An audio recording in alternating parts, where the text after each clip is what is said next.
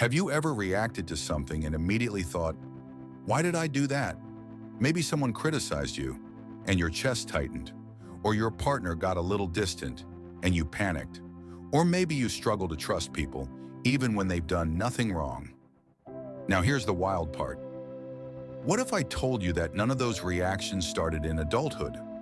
What if they were wired into your brain before you even knew how to spell your own name? Because science shows the way your parents held you, the tone they used when you cried, the safety or chaos around you as a child, it all shaped how your brain grew. And now, it's shaping everything: your relationships, your self-worth, your ability to feel safe in the world. But here's the twist. This isn't about blaming your parents. This is about understanding your brain, so you can finally stop fighting yourself and start rewiring what no longer serves you. By the end of this video, you'll know exactly how your childhood silently sculpted the adult you've become and what you can do to take back control. Let's dive in. Let's be real, adulting is hard. You're juggling work, relationships, maybe parenting, maybe healing, and sometimes it feels like your brain is working against you. You want to stay calm, but you snap. You want connection, but you push people away.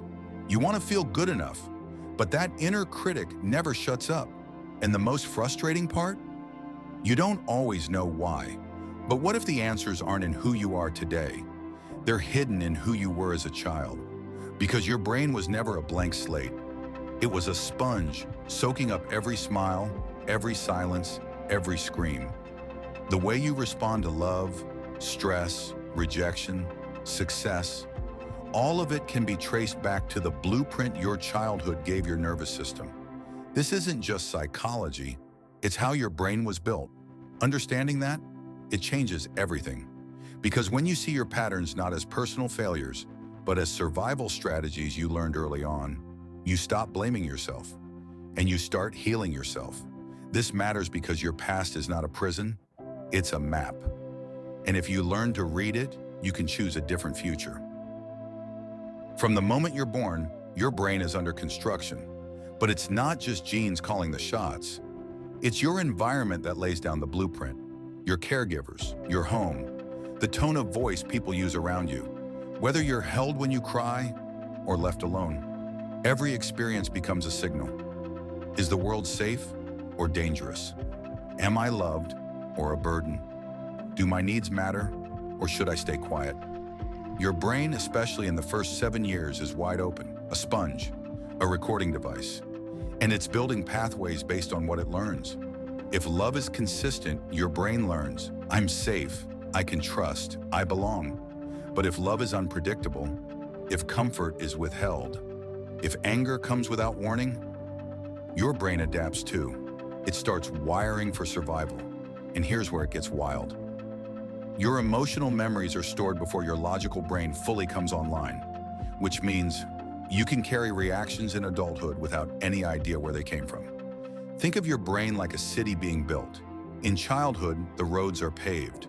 By adulthood, you're driving the same routes over and over. That's why a tone of voice can send you into panic.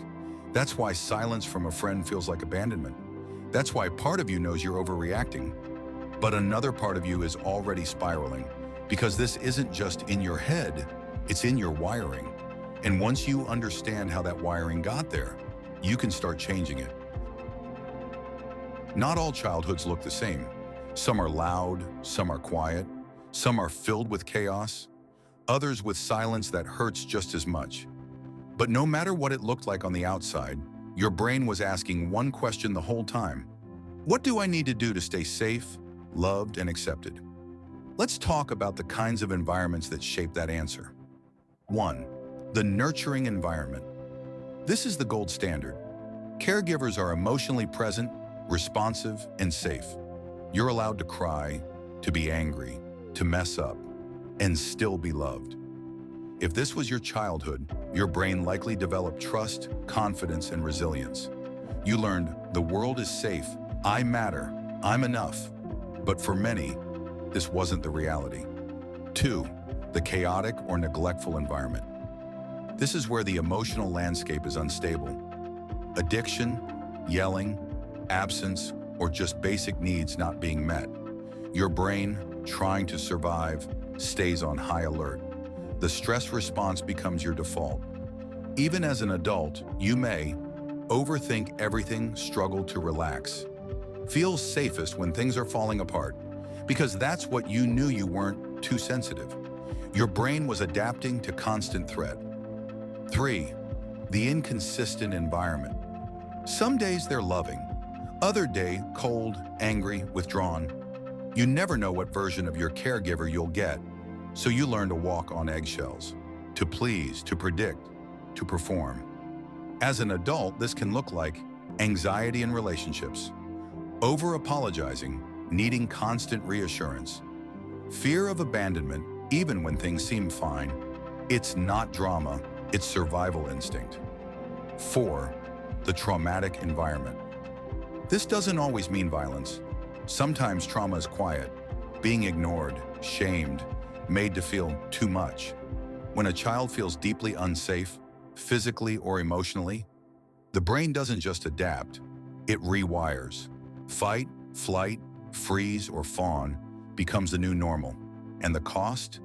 Difficulty trusting, difficulty connecting, difficulty feeling at all. But here's the truth. No matter which environment shaped you, your responses made sense. Your adaptations kept you safe. You were never broken. You were brilliant at surviving. And now you get to learn a new way. So what happens when those early environments, the chaos, the silence, the unpredictability, grow up with you?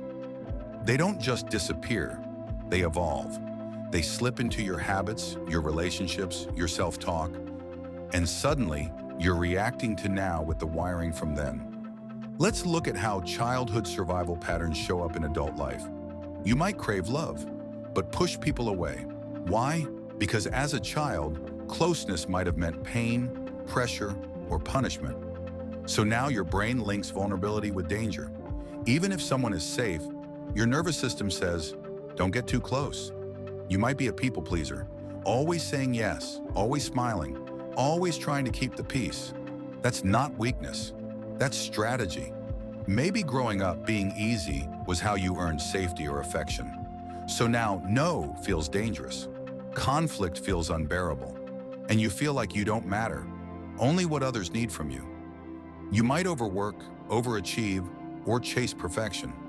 Because deep down you're still trying to earn love you didn't get, to prove your worth, to silence that voice that whispers, you're only valuable when you're useful.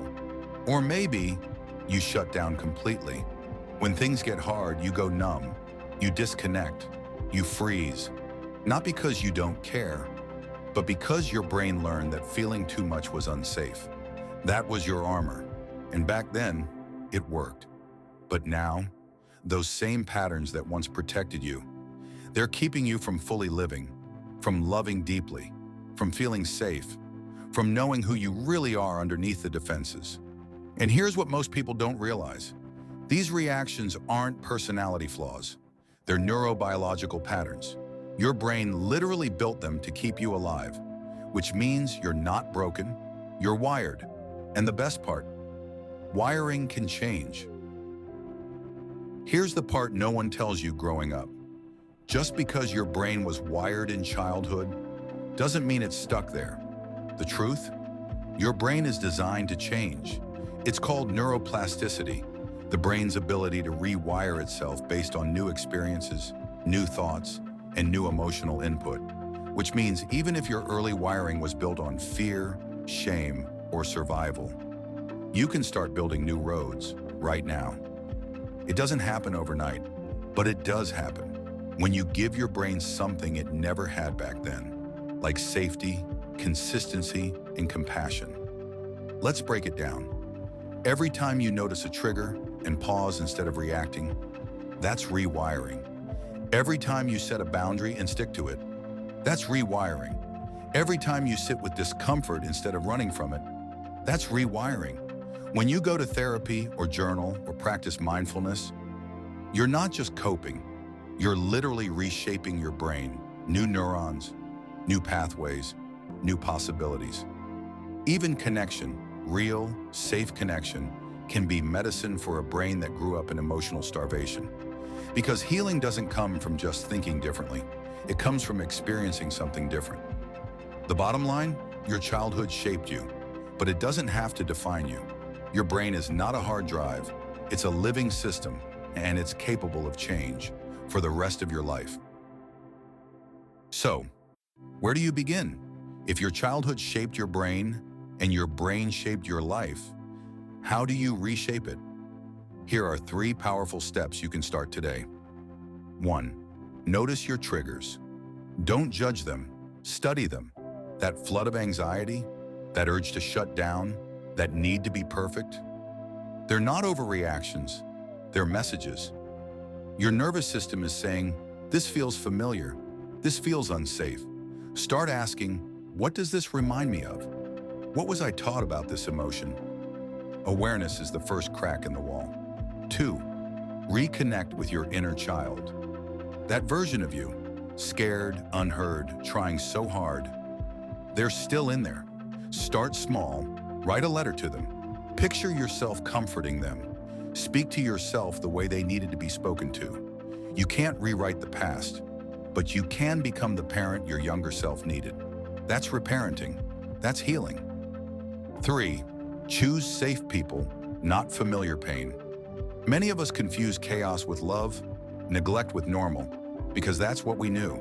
But healing happens in safe relationships, where you're heard, seen, respected.